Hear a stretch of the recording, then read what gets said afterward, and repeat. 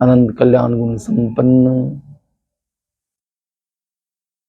सर्वेश्वर रसराज रासेश्वर नटवर नागर श्री कृष्णचंद्र की महती कृपा से आज के इस प्रेरक पुष्प सत्र में आप सभी श्रोताओं का हार्दिक स्वागत।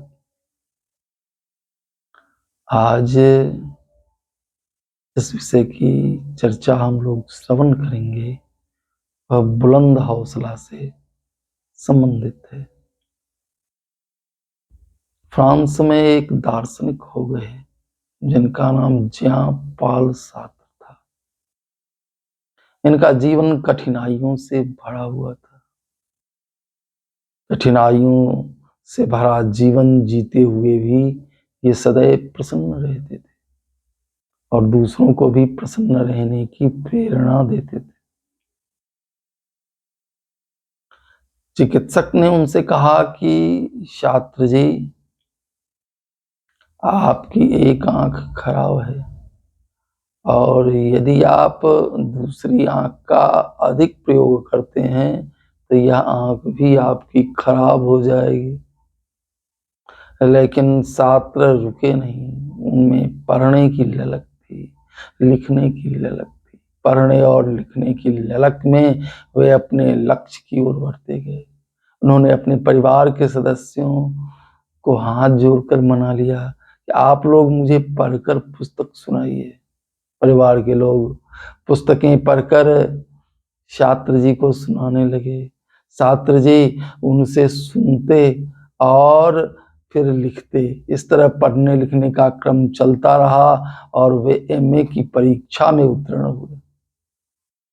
इसके बाद उन्होंने अनेक पुस्तकों की रचना की।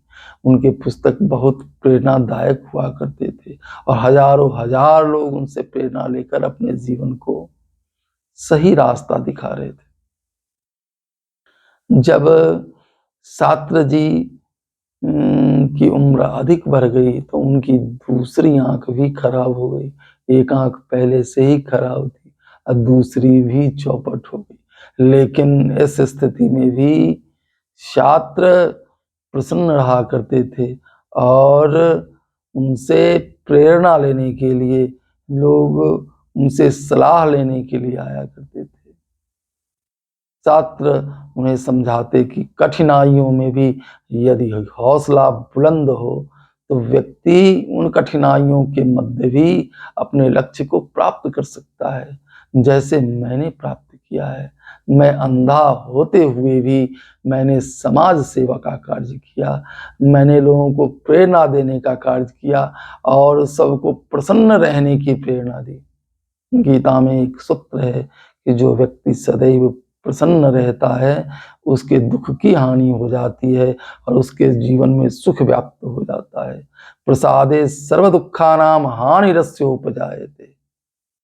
इसलिए कठिनाइयां आपका कुछ बिगाड़ नहीं सकती अगर आपका हौसला बुलंद है, यदि लक्ष्य के प्रति आप समर्पित हैं और चाह रहे हैं कि हम उस लक्ष्य को प्राप्त कर लें, तो निश्चित रूप से आपका यह आत्मविश्वास, आपका यह बुलंद हौसला आपको जीवन में सफलता प्रदान करेगी। लेकिन साथ ही प्रसन्न रहना सीख लीजिए।